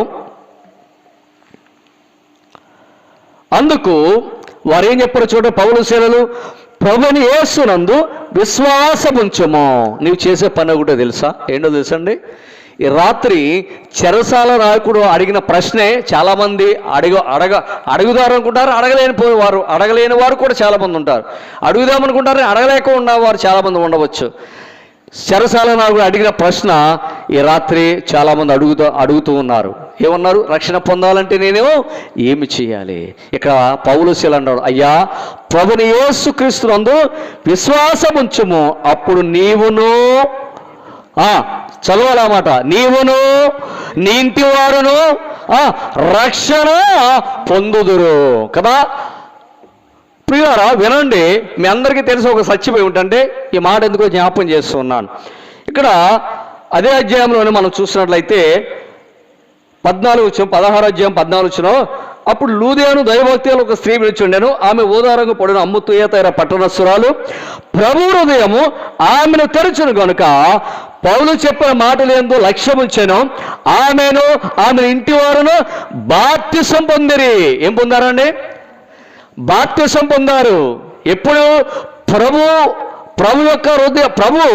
ఆమెకు హృదయాన్ని తెరిచాడు. అప్పుడు ఆమె విన్న ఆ వర్తమానాన్ని, ఆ వాక్యాన్ని ఎవరికి బోధించింది? తన ఇంటిలో ఉన్నటువంటి భర్తకు, బిడ్డలకు బోధించింది. అప్పుడు ఆ కుటుంబం ఏమైందట? రక్షించబడింది.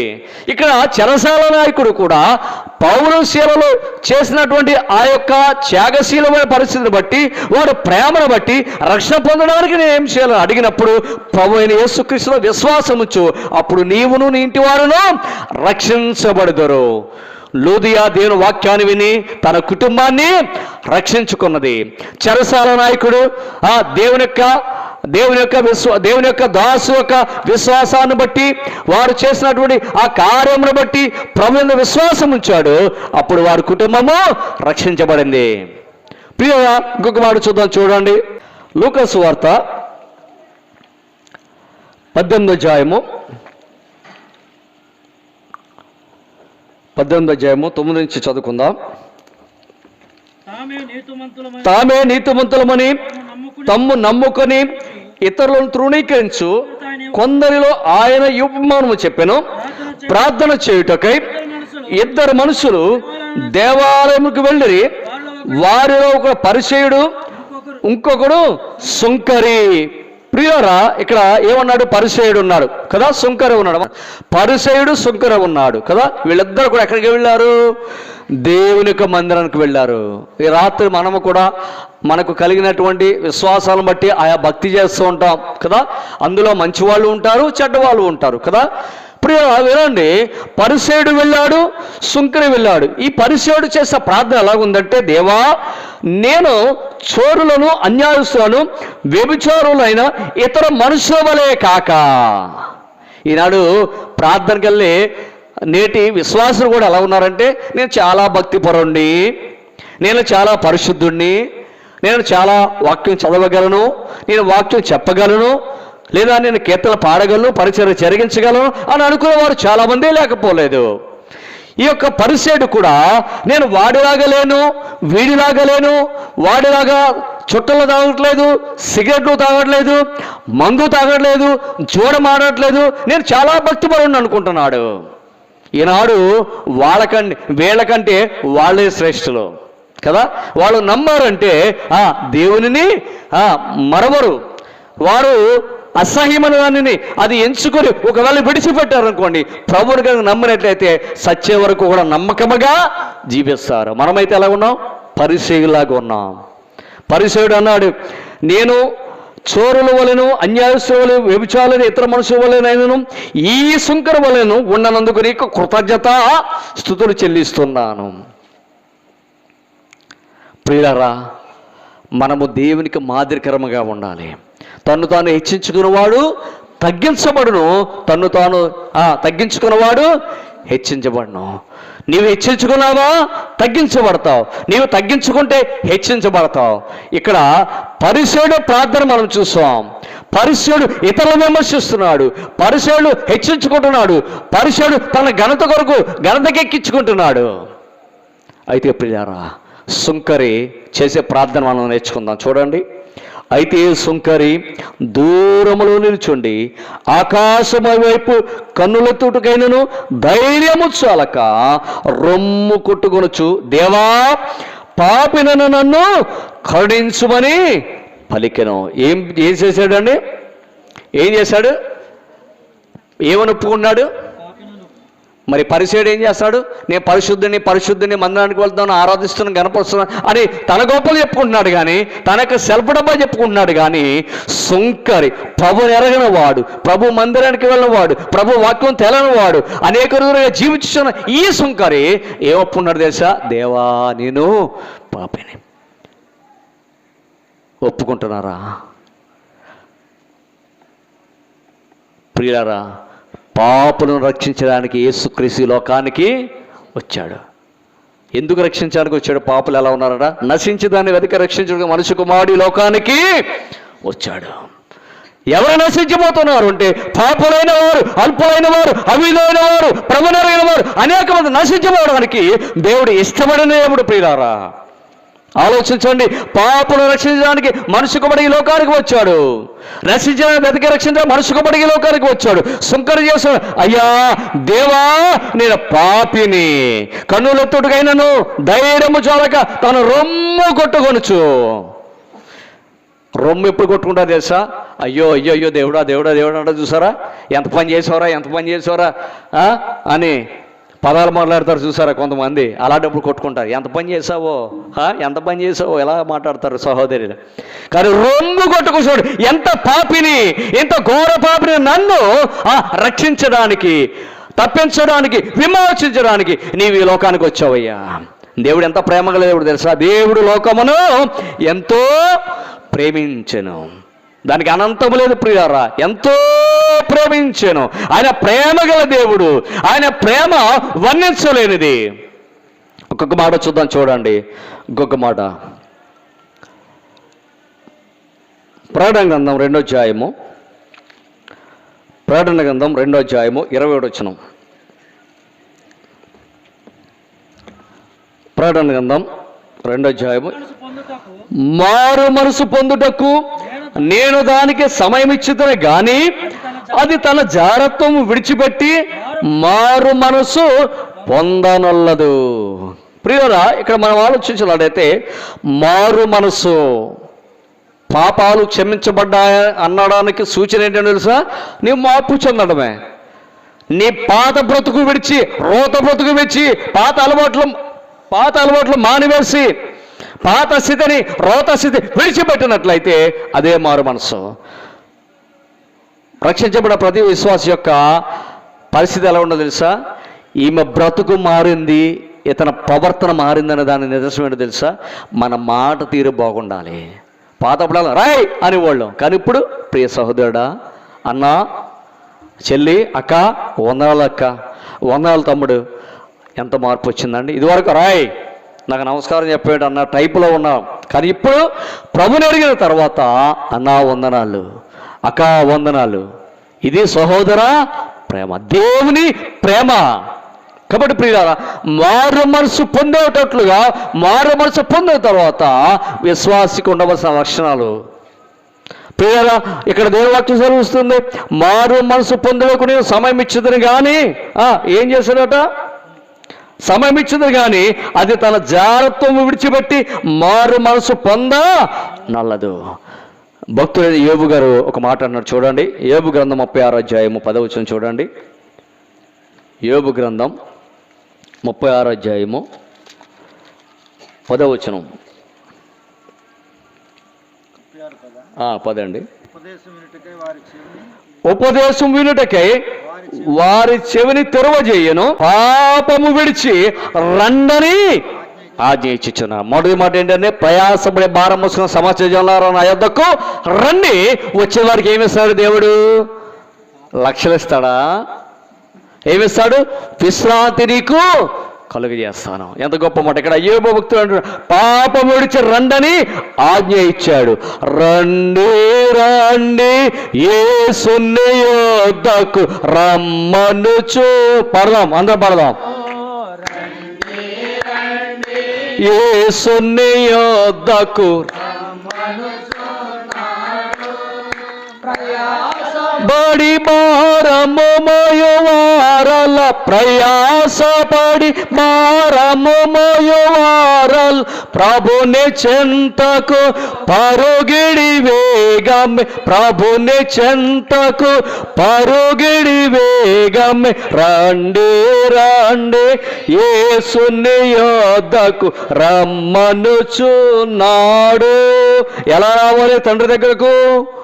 దేవుని దగ్గరికి ఎలా రావాలి? పాపము విడిచి రండని ఆనాడు భక్తుడైన యోబు ద్వారానే దేవుడు తేటగా బయలుపరిచాడు. రండి ఆజ్ఞ ఇచ్చాడు. రండి, ఇది ఆజ్ఞతో కూడిన మాట కదా. ఇక ఒక్కొక్క మాట చూద్దాం చూడండి. రోమపత్రిక 2వ అధ్యాయము, రోమపత్రిక 2వ అధ్యాయము 4-5 వచనాలు చదవండి. లేదా దేవుని అనుగ్రహము మారు మనసు పొందుటకు నిన్ను ప్రేరేపించుచున్నదని ఎరుగక, ఆయన అనుగ్రహం ఐశ్వర్యమును సహనమును దీర్ఘశాంతమును తృణీకరించదవా?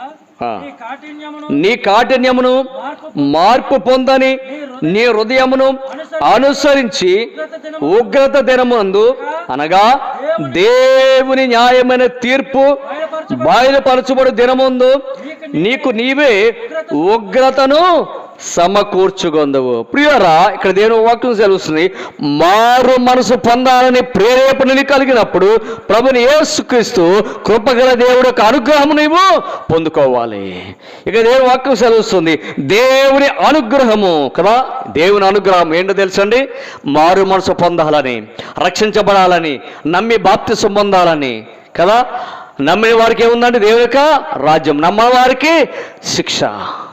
ప్రియులారా, మారు మనసు పొందుటకు నిన్ను ప్రేరేపించుచున్నదని ఎరుగక ఆయన అనుగ్రహ ఐశ్వర్యమును సహనమును దీర్ఘశాంతమును తృణీకరించుదవా? చాలామంది హృదయాన్ని కాఠిన్యం చేసుకుంటున్నారు, హృదయాన్ని కఠినపరుచుకుంటున్నారు. హృదయాన్ని దేవునికి ఇష్టపూర్వకంగా ఇవ్వలేక వారు ఇంకా లోక సంబంధమైన క్రియలను, లోక విషయాలపై మనసు పెట్టి ప్రభుని యేసుక్రీస్తు అంగీకరించే వారు ఎంతోమంది ఉన్నారు కదా. ప్రియారా, ఇంకా రక్షణ పొందుదాం, ఇంకా సమయం ఉంది కదా. పెళ్లి చేయాలి, పిల్లోడికి ఉద్యోగం రావాలి, ఇల్లు కట్టాలి, ఏమండి మేడలు మిద్దెలు సంపాదించాలి.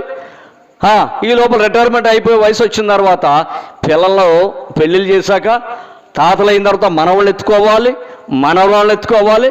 ఈ లోపల దేవుడు ఎప్పుడు పిలుస్తాడో ఏమండి?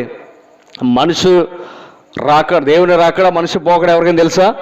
ఎవరైనా తెలిసే చెప్పండి అయ్యా. మనిషి యొక్క పోకడ, దేవుని యొక్క రాకడ ఎవరికి తెలీదు. ప్రియురా, ఎంత విచారకరం అంటే మొన్న ఒక 3 రోజులు అయిన ఉంటుంది, ఇద్దరు యవనస్తులు, ఒక అబ్బాయి 18 సంవత్సరాల వయసు కలిగిన వాడు. తల్లిదండ్రులు ఎక్కడికి వెళ్ళారో తెలుసా? దూరదేశం వెళ్ళారు. ఎందుకు వెళ్ళారు దూరదేశం? బిడ్డలకి ఏదో సంపాదించాలి, బిడ్డలకి ఏదో గొప్పగా చెయ్యాలి, వారు గొప్పగా ఉండాలి, వారు భవిష్యత్ బాగుండాలని విదేశాలకు వెళ్ళారు తల్లిదండ్రులు. ఒక్కగానో ఒక కొడుకు, వాడు అడిగిన కోరిక ఏంటో తెలుసా?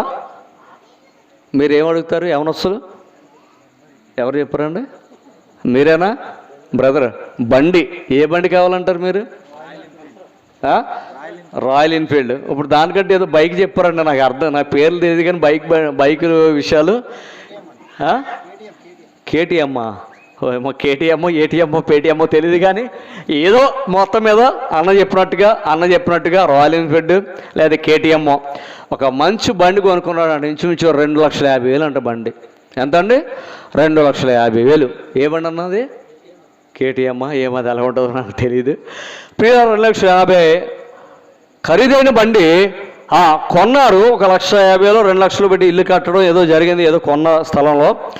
చక్కగా తల్లిదండ్రులు ఇద్దరు కూడా దూరదేశం ఉన్నారు. వినాలి ప్రియులారా, విదేశంలో ఉన్న తల్లిదండ్రుల గురించి చెప్తున్నాను, ఉన్న బిడ్డల కొరకు చెప్తున్నాను. వాళ్ళు వెళ్ళారు.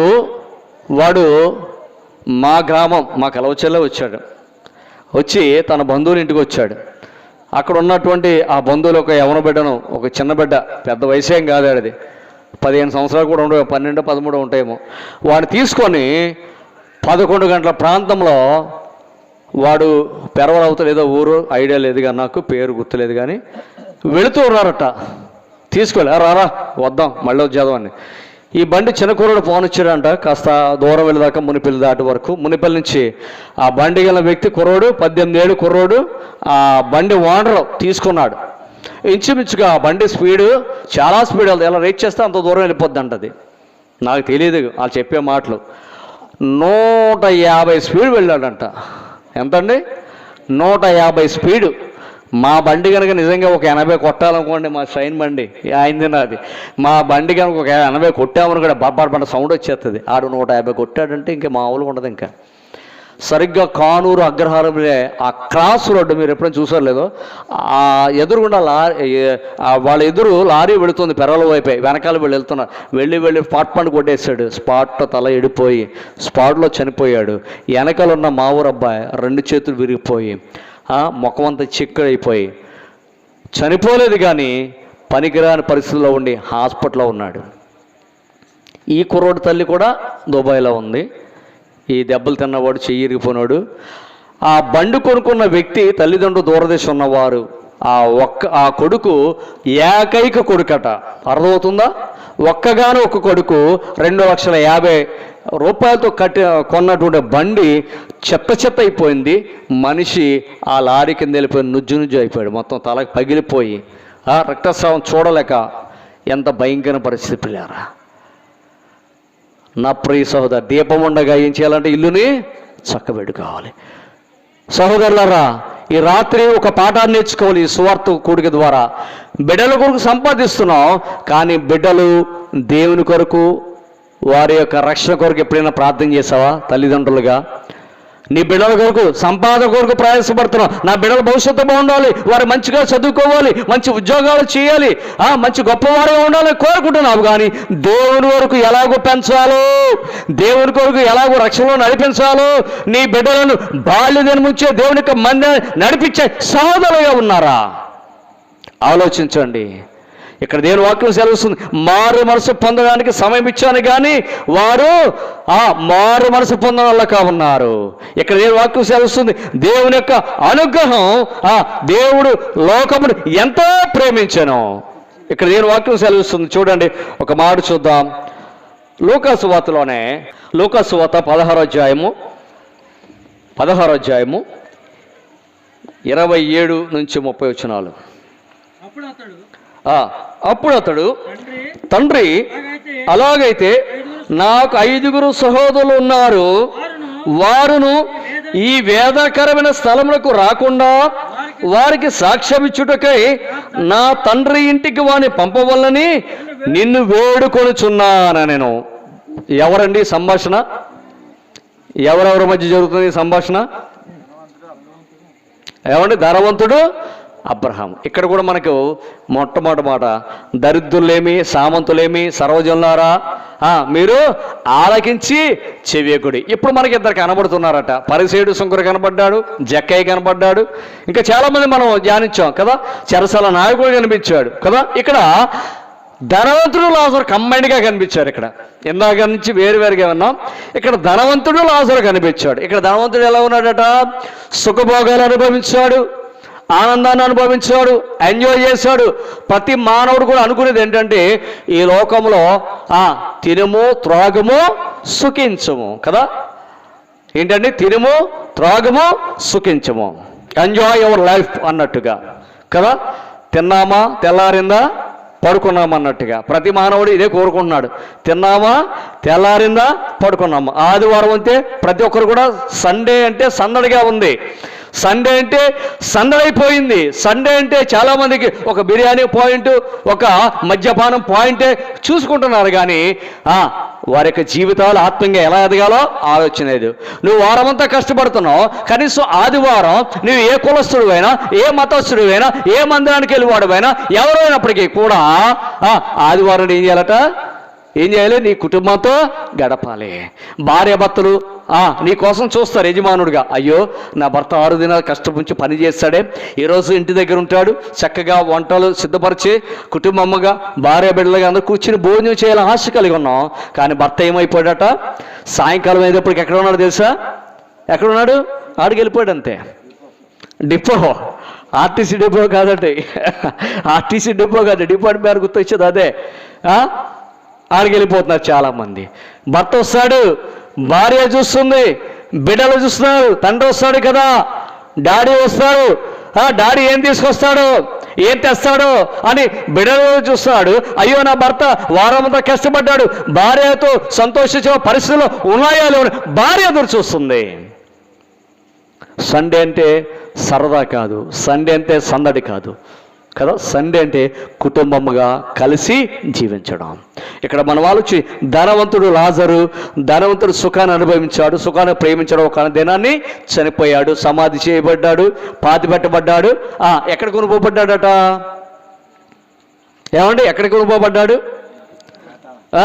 ఆ మాట చూద్దాం, చూడండి 3వ వచనం చదవండి. అప్పుడు పాతాళములో బాధపడుచు కన్నులెత్తి దూరము నుండి అబ్రహామును అతని రొమ్మున ఆనుకుని లాజరును చూచే. ఎవరు చూశాడు? బ్రతుకున్నంత కాలము భూమి మీద ఉన్నంత కాలము నీ తోటివారు చూడలేదు, నీ అన్నదమ్ములు చూడలేదు, నీ బంధువులు చూడలేదు, నీ స్నేహితులు చూడలేదు, నీ కన్న తల్లిదండ్రులు చూడలేదు, నీ భార్య బిడ్డలు చూడలేదు. చనిపోయిన తర్వాత చూస్తున్నాడట. ఎక్కడున్నాడు? పాతాళములో ఉండి అబ్రహామును ఆనుకుని లాజరు చూస్తున్నాడు. లాజరు ఎవరండి ఇంతకీ? లాజరు కదా, ఇతడు దరిద్రుడిగా ఉన్నాడు, తినడానికి ఆహారం లేనివాడిగా ఉన్నాడు, కుటుంబం లేనివాడుగా ఉన్నాడు, ఉద్యోగం లేనివాడుగా ఉన్నాడు, వ్యాపారం లేనివాడుగా ఉన్నాడు, ఉండడానికి నివాసం లేనివాడుగా ఉన్నాడు, ఆదాయించవరం లేని పరిస్థితిలో ఉన్నవాడుగా ఉన్నాడు, ఒంటరిగా జీవించాడు, విలాసవంతుల జీవితం లేనివాడిగా ఉన్నాడు, దరిద్రాన్ని అనుభవించాడు కదా. ఎంత హీనస్థితి అనుభవించాడో. ధనవంతుడు తించున్నటువంటి ఆ బల్ల మీద ఉన్నటువంటి ఆ రొట్టె ముక్క పడుతుండగా ఆ రొట్టె ముక్కలు తిని తన కడుపు నింపుకున్నటువంటి ఈ వ్యక్తి చనిపోయాడట. ధనవంతుడి యొక్క భూస్థాపన ఎలా జరుగుతుందండి? మీరు సహజంగా చూసి ఉంటారు. ధనవంతుడు చనిపోవడం అనుకోండి, ఊరికే మీ అందరికి అర్థం అవడం కోసం, గొప్ప నాయకుడు చనిపోయాడు అనుకోండి, ఎలా ఉంటుంది ఆ భూస్థాపిత కార్యక్రమం? ఎన్ని అవుట్లు తీసుకొస్తారో, ఎన్ని జువ్వలు తీసుకొస్తారో, ఏమండి ఎన్ని దండలు తీసుకొస్తారో. బతుకున్నంతకాలం తల్లిదండ్రులకి ఇంత అన్నం పెట్టలేనోడు, తల్లిదండ్రులు చూడలేనోడు, చచ్చిపోయాక మాత్రం ఏం చేస్తాడు తెలుసా? ఎన్ని జువ్వలకు వచ్చేస్తాడో, ఎన్ని మందులకు వచ్చి ఎందుకు చేస్తాడో తెలిసాడు? ఎరా ఇంతంతకు సంపాదించి పెడితే కనీసం జువ్వ అయినా వేయలేదారా? చనిపోయినప్పుడు బియ్యంలో కలిపి ఒక డబ్బులైనా వేయలేదారా? ఇంత కష్టపడు చేసేది ఇదా? బ్రతుకుండగా తల్లిదండ్రులు చూడలేనప్పుడు చచ్చిపోతే ఎంత ఘనంగా చేస్తారు కార్యక్రమాలు. ప్రియులారా ఆలోచించండి. ఈ ధనవంతుడు భూస్థాపిత చాలా ఘనంగా జరిగింది, సంతోషంగా సాగిపోయింది, ఆనందంగా సాగిపోయింది. అనేక మంది వచ్చారు. ఒక మాట లోకంలో అనుకుంటా తెలుసా? బ్రతుకుండగా ఏం సంపాదించుకోవాలంట? వెనకేసుకోవాలంటే ఏం సంపాదించుకోవాలి? 4 రాళ్ళు కానీ 4 కానీ సంపాదించుకోవాలి. ఏంటంటే 4 రాళ్ళైనా ఉండాలి, ఆ 4 సంపాదించుకోవాలి. 4 ఎందుకు? మోసుకెళ్తాకే. 3 వల్ల అవుతుందా? ఏమన్నా 3 వల్ల అవుతుందా? 4 ఉండాలి కదా. బలాజీ అనుకోండి, ఇంకా ఎక్కువ మంది కావాలి, సహజంగా 4 కావాలి. మరి 4 రాళ్ళు వెనకేసుకోవాలంటే ఆ శవ బట్టలు మొయ్యాలంటే 4 రాళ్ళు ఉంటేనే ఎవడైనా 4 వస్తారు. ఏమన్నా ఆ 4 రాళ్ళు లేకపోతే ఆ 4 కూడా పంచుకోవడానికి ఉండాలి కదా. అందుకే 4 రాళ్ళు అవసరం కదా. ఈ దరిద్రుడికి ఆ 4 లేరు, ఆ 4 రాళ్ళు కూడా లేవట. చూడండి. కానీ ఈ లోకంలో జీవించిన కాలము అతను ఎలా జీవితాడు తెలుసా? ప్రభు యందు విశ్వాసం ఉంచి జీవించాడు. ధనవంతుడు సుఖాన్ని అనుభవించాడు, సుఖాన్ని ప్రేమించాడు, ధనాన్ని ప్రేమించాడు. ఏమండి, అనేక రీతులుగా అనుభవించాడు, కానీ ప్రభుని ఎరగని వాడిగా ఉండి చనిపోయాడు. ఈ రాత్రి నేను వాక్యం ఉంటున్న నా ప్రియ సహోదరులారా, రామచంద్రపుర గ్రామస్తులారా, ఈ రాత్రి దేవుడు నీతో నాతో మాట్లాడుతున్నాడు. ఈ లోకంలో ఎన్ని సంపాదించినప్పటికీ కూడా ప్రభుని నీవు కలిగకుండా, ప్రభుని ఒకవేళ చనిపోతే నీవు సమాధి ఘనంగా జరగవచ్చు, నీ భూస్థాపిత ఘనంగా జరగవచ్చు, నీ దిన కార్యక్రమం ఘనంగా జరగవచ్చు, కానీ ప్రభువుని అంగీకరించకుండా చనిపోతే మాత్రం ఎక్కడ ఉండవు తెలుసా? పాతాళములో ఉంటావు. అక్కడ ఏముండదండి పాతాళంలో? ఏముంటుంది? పాతాళం ఎక్కడుంది? ఆ పాట మనకు వద్దు, కానీ ఆ ప్రభు చిత్రం ఎప్పుడు చూడొచ్చు. భూమి కింద ఉంటుంది. పాతాళంలో నెమ్మది పొందు స్థలం ఉంది, వేదకరమైన పరిస్థితి కూడా ఉంది. ఈ అగ్నిగుండం కదా, పాతాళంలో అగ్నిగుండంలో, మండుచున్న అగ్నిగుండంలో ఈ యొక్క ధనవంతుడు పడవేయబడ్డాడు. అక్కడి నుంచి ఆ నెమ్మది పొందుతున్న స్థలంలో ఆ అబ్రహాము ఆడుకున్న లాజరు చూసి ఏమన్నాడు?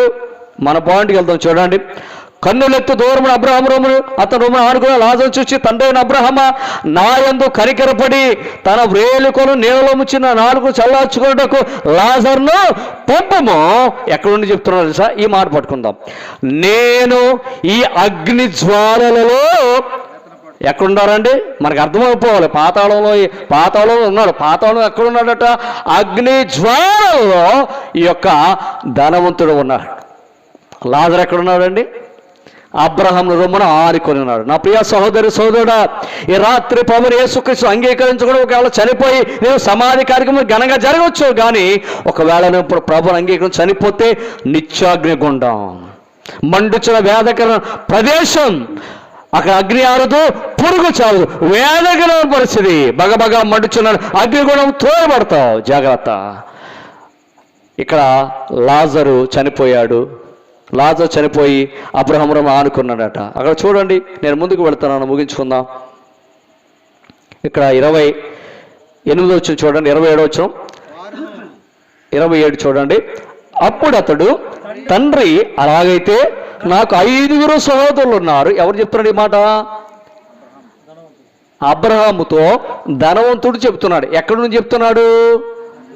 అమ్మ, అగ్ని జ్వాలలో, పాతాళంలో ఉన్నటువంటి అగ్ని జ్వాలలో ఈ ధనవంతుడు చెబుతున్నాడు, నాకు భూమి మీద ఎంతమంది సహోదరులు ఉన్నారట? 5 సహోదరులు ఉన్నారు. వారును ఈ వేదనకరమైన స్థలములకు రాకుండా వారికి సాక్ష్యం ఇచ్చుటకు నా తండ్రి ఇంటికి వారిని పంపవాలని నిన్ను వేడుకొనుచున్నాను. ఎక్కడొచ్చిందండి బుద్ధి? చాలా మందికి బుద్ధి ఎప్పుడు వస్తుందంటే, భూమి మీద ఉన్నంత వరకు బుద్ధి రాదు, ఆరోగ్యం ఉన్నంత వరకు బుద్ధి రాదు, అనారోగ్యం వచ్చినప్పుడు బుద్ధి వస్తుంది కొంతమందికి చచ్చిపోయినా చావు బతుకు మీద ఉన్నప్పటికీ కూడా బుద్ధి రాదు. ప్రభువుని అంగీకరించి నీ నోటితో ఒప్పుకో, నీ పాపాలు ఒప్పుకో అని చెబుతున్నప్పటికీ కూడా, ఇంకా ఈడు మంచం మీద ఉన్నప్పుడు కూడా ఒప్పుకోవడానికి నోరే తెరవడం. ఇంకే పాపం చేద్దాం మనం? అర్థమైందా? పిల్లరా, ఇక్కడ అంటూ నాకు 5 సహోదరులు ఉన్నారయ్యా భూమి మీద. ఆ 5 సహోదరులు కూడా ఈ అగ్ని జ్వాలలో పడకుండా ఉండడం కొరకు లాజరును పంపించు, ఈ సువార్తను ప్రకటించు, ఈ పరిస్థితి తెలియజేయి. వారు మారు మనసు పొంది నమ్మి బాప్తిసం పొందితే ఇదిగో అబ్రహాము ఆడుకున్న లాజరు వలే ఈ యొక్క నా 5 సహోదరులు కూడా ఉంటాడు. ఎంత మంచి మాట అండి. వీడు భూమి మీద ఉన్నసేపు 5 అన్నదమ్ములు పట్టించుకోలేదు, కానీ ఎక్కడ పట్టిస్తున్నాడు తెలుసా? ఎవరు ఎక్కడ పట్టించుకున్నాడు?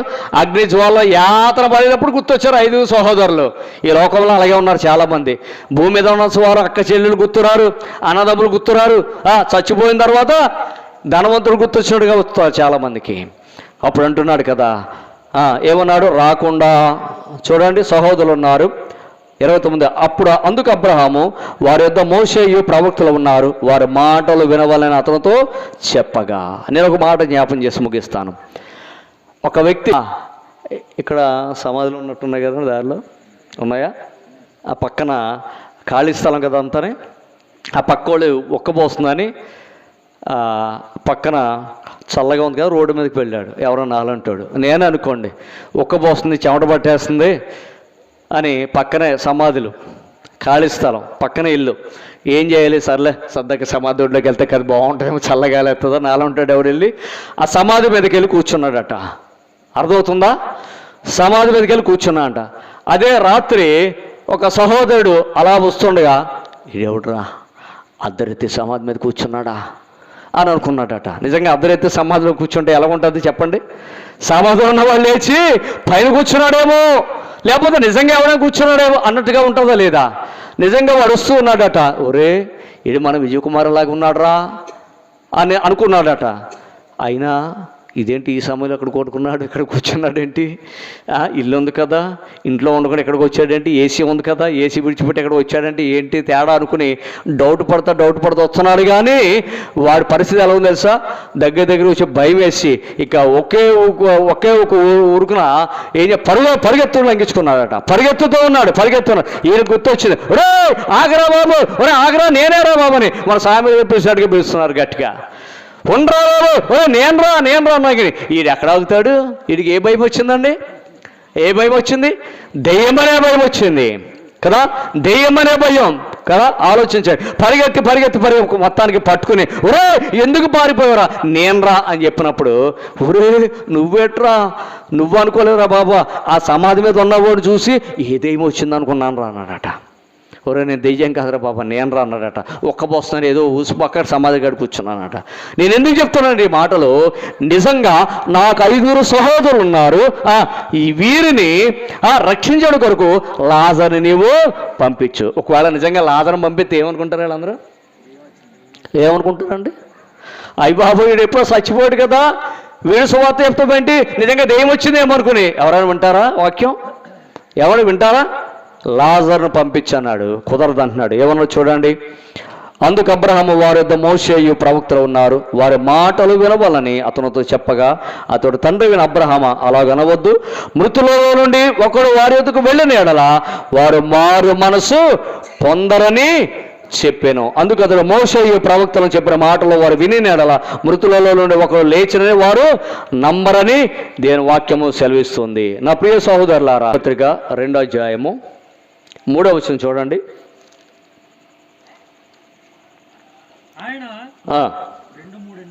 రెండో అధ్యాయం 3వ వచనం. ఎంత గొప్ప రక్షణను మనము నిర్లక్ష్యము చేసిన ఎడల ఎలాగో తప్పించుకుందువు? అట్టి రక్షణ ప్రభు బోధించుడి చేత ఆరంభమై దేవుడు తన చిత్తానుసారముగా సూచక్రియల చేతను మహత్కార్యము చేతను నానా విధములైన అద్భుతముల చేతను వివిధములైన పరిశుద్ధాత్మ వరములను అనుగ్రహించుడి చేతను వారితో కూడా సాక్ష్యమిచ్చుచుండగా వినిన వారి చేత మనకు దృఢమును. ప్రియరా, ఇంత గొప్ప రక్షణ మనం నిర్లక్ష్యము చేసిన నీవు ఎలాగో తప్పించుకుందావు. ఇదేంటంటే రక్షణ కారణం. ఈ రక్షణ నిర్లక్ష్యం చేస్తే పాతాళ కోపం నుంచి తప్పించడానికి ఎవరు కూడా నిన్ను విడుదల చేయలేరు. చెరసాల నాయకుడు ఒకవేళ విడుదల చేయొచ్చేమో కానీ చెరసాలలో నుంచి ఈ పాతాళ కోపం నుంచి మాత్రం నిన్ను ఎవరు తప్పించలేరు. చూడండి, తిమోతి రాసిన మొదటి పత్రిక 4వ అధ్యాయము 10వ వచనం చూడండి. ఒక మాట ఉంది. 4వ అధ్యాయం 10వ వచనం. తిమోతికి వ్రాసిన మొదటి పత్రిక 4వ అధ్యాయం 10వ వచనం. అయ్యా త్వరగా సహాయం. మనుషులందరికీ రక్షకుడును మరీ విశేషముగా విశ్వాసులకు రక్షకుడునైన జీవము గల దేవుని యందు మనము నిరీక్షించున్నాము గనుక ఇందు నిమిత్తము ప్రయాసతో పాటుపడి. ఎవరందరికీ రక్షకుడు అండి? ఎవరందరి కొరకు? మనుషులందరికీ రక్షకుడు. మనుషులందరి కొరకు రక్షకుడు మన కొరకు ఉదయించాడు. చూడండి, తిమోతి రాసిన మొదటి పత్రికలోనే ఇంకొక మాట చూద్దాం. 2వ అధ్యాయములో 2వ అధ్యాయము 4వ వచనం చూడండి. 4వ వచనం.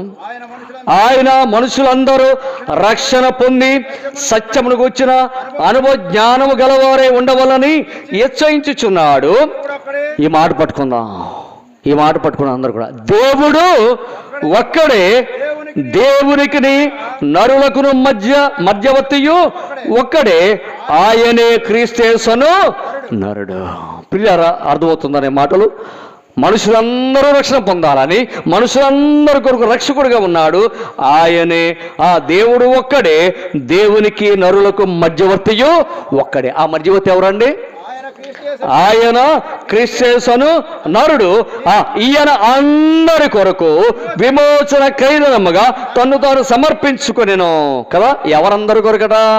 మనుషులందరి పాపముల కొరకై క్రీస్తు నరుడిగా ఉన్నటువంటి ప్రభుని యేసుక్రీస్తు తన్ను తాను అప్పగించుకోవడానికి ఇష్టపడ్డాడు. ఎలా అప్పగించుకున్నాడు? నేను యేసుక్రీస్తు వారు మానవులందరూ పాపముల కొరకై, సర్వమానవుల పాప పరిహార బలి కొరకై తన్ను తాను అర్పించుకోవడానికి ఇష్టపడ్డాడు కదా. ఆజ్ఞాతిక్రమమే పాపం. మొదటి పాపం ఎవరండి?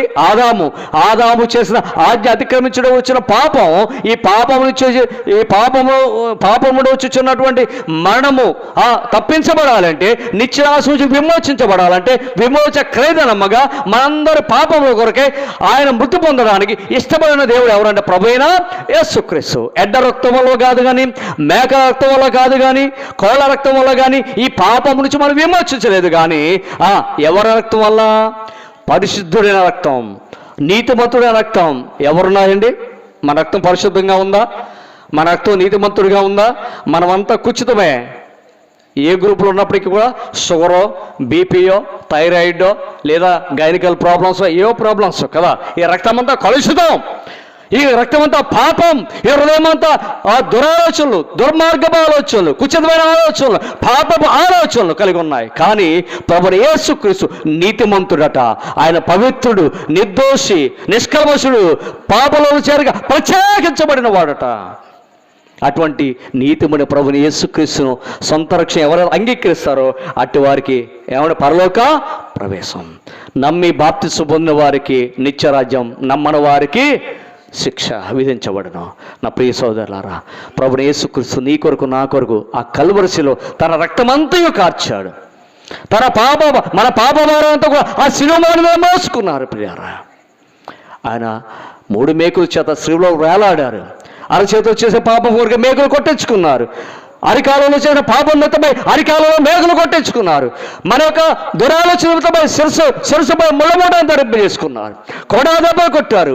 ఏమని వీపును చీల్చారు. గాయాలు చేశారు, గాయపరిచారు, అవమానించారు, దూషించారు, వేధించారు. చివరికి ఆయన మన కొరకు రక్తము కార్చి నీరు సహా ఒలికించాడు. అంత గొప్ప ప్రేమమేడు. ఈ లోకంలో అనేక మంది చనిపోతున్నారు, సమాధి చేయబడుతున్నారు, కానీ తిరిగి లేచిన వారు ఎవరు కూడా లేరు. కానీ తిరిగి లేచిన వాడు ప్రభుని యేసుక్రీస్తు వారు ఒక్కరే. ఆయన మాత్రమే.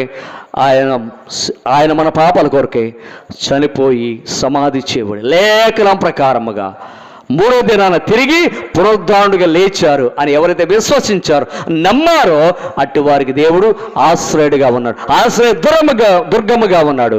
అయ్యా బాబు, ఇంకా నమ్మని వారు ఉన్నారా? ప్రభుని ఎరగని వారు ఉన్నారా? ఇదే అనుకూలమైన సమయం, ఇదే రక్షణ దినం. నా ప్రియ సోదరులారా, ఈ రాత్రి నువ్వు నీ యొక్క నోటితో ఒక్క మాట చాలు, ఒక్క మాట, అయ్యా నా పాపాలు క్షమించు అని అంటే సరిపోతావు. నీవేమి అక్కర్లేదు, నీ డబ్బు అక్కర్లేదు, నీ ధనం అక్కర్లేదు, నీ ఏమి అక్కర్లేదు. ప్రభుని యేసుక్రీస్తుని అంగీకరించే ఒకటే ఒక మార్గం, సులువైన మార్గం. నీ నోటితో నీ పాపాలు ఒప్పుకో. అయ్యా నా పాపాలు క్షమించయ్యా, నా కొరకు నీ లోకానికి వచ్చావు, నా కొరకు నీవు చనిపోయే రక్తమును కాచావు, సమాధి చేయబడ్డావు, తిరిగి 3వ దినాన పునరుద్ధానుడిగా లేచావు అని ఎవరైతే నమ్మారో అట్టి వారిని ఆయన రక్షిస్తాడు. దేవుడి పరిశుద్ధ వాక్యం మనకు దీవించును గాక. ఆమేన్.